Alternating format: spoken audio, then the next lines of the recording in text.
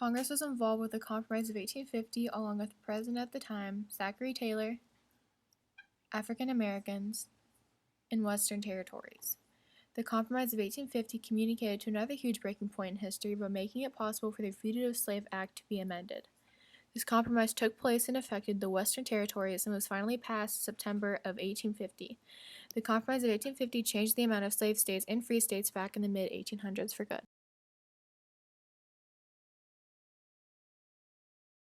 The Compromise of 1850 was created by Henry Clay, and the intended audience for this message was the Western territories along with African Americans and slave owners.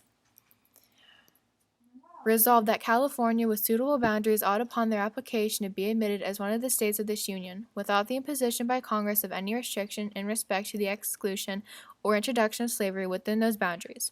Henry Clay packaged his compromises in 4 bundles, the first 3 being matched pairs of concessions, one for the North and one for the South. California would be admitted to the Union as a free state, yet slavery would be legal in the other territories gained from Mexico. Texas's dispute order would enclose a smaller area, reducing the chances that it could be subdivided into several slave states, but the United States would have to pay off the debts Texas has incurred during its brief time as being an independent nation.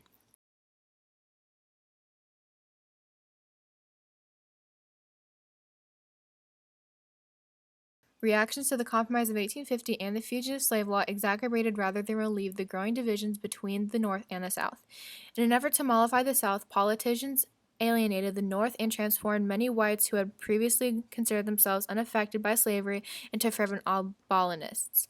Abolitionist leaders were outspoken in their condemnation of the law, no more so than Frederick Douglass, a former slave who had achieved national prominence as the editor of an anti-slavery newspaper.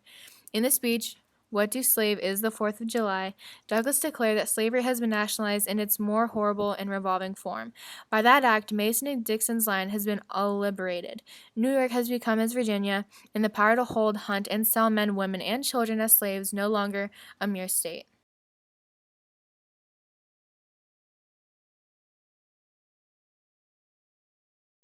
Did they want to build support for a new idea, new system, or leader? Throughout Henry Clay's career, he had been committed to a vision of America as a single strong nation bound together by ties of commerce and internal improvement.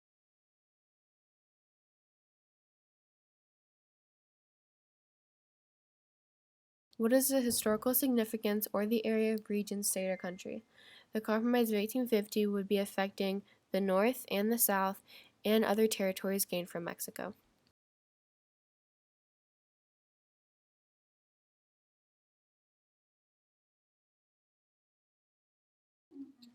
What are key ideas of the time that influence beliefs, behaviors, and/or policies?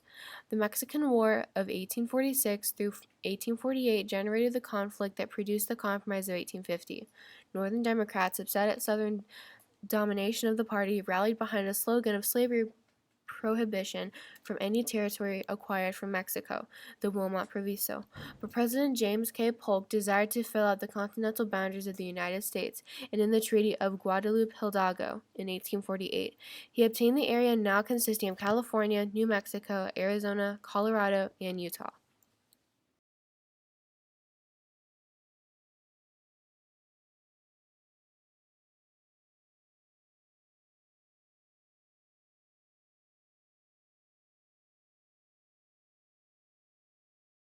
The Compromise of 1850 was a collection of laws that soothed flaring tempers between the North and the South, as the United States faced its greatest crisis since the Missouri Compromise of 1820.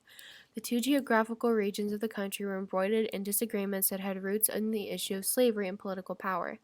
As they had in 1820, these contentious issues had resulted in a nation that had reached a boiling point. The Mexican-American War that occurred through 1846 through 1848 had led to the acquisition of new territories in the West, territories that eventually became the states of California, Nevada, Arizona, New Mexico, and Utah. The addition of land raised questions about the status of slavery in those territories. Another issue related to this national crisis was Southern dissatisfaction over the Fugitive Slave Act of 1793. The South called for stronger federal support for the return of runaway slaves, which provoked Northern hostility to slavery. In addition, gold had been discovered in California, and the population boom that came as a result of the gold rush of 1849 led to a push to quickly grant California statehood as a free state. The balance of power in Congress was at stake in this war of differing ideologies. The Compromise of 1850 created what would prove to be an uneasy and temporary peace.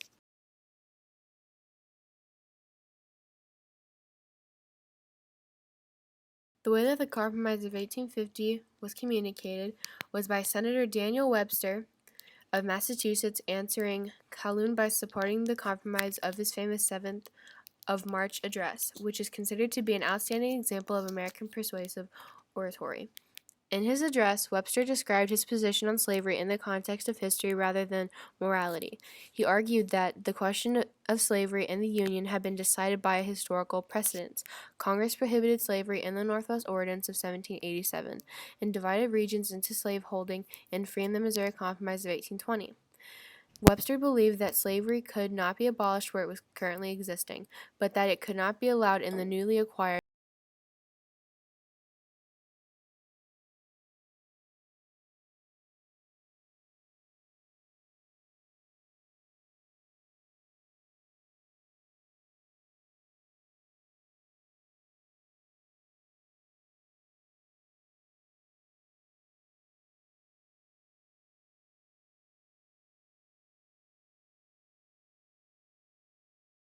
Supported the new and more strict fugitive slave law, urging Northerners to respect slavery in the South and to assist in the return of runaways to their owners.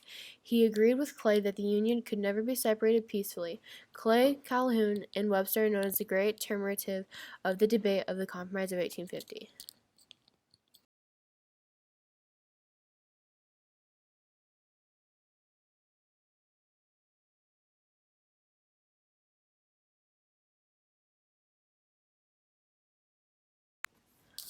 The Compromise of 1850 was well meant for the public, and was made sure that in September Douglas decided to change the compromise legislation from a single omnibus bill to a series of bills. With this strategy, he hoped to piece together different groups of supporters for each part of the compromise and pass each part separately. The strategy worked, and by mid-September, the Compromise of 1850 became law.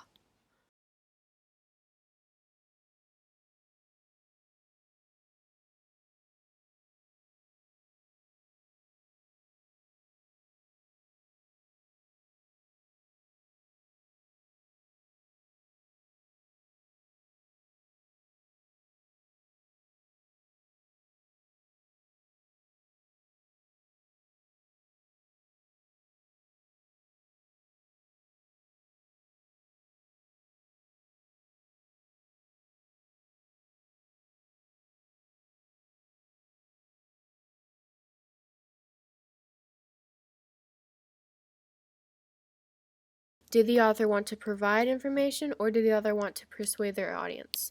Henry Clay wanted to persuade his audience and also give them information on why the Compromise of 1850 would be such a suitable and easy, peaceful way in order to settle down the North and the South's disputes.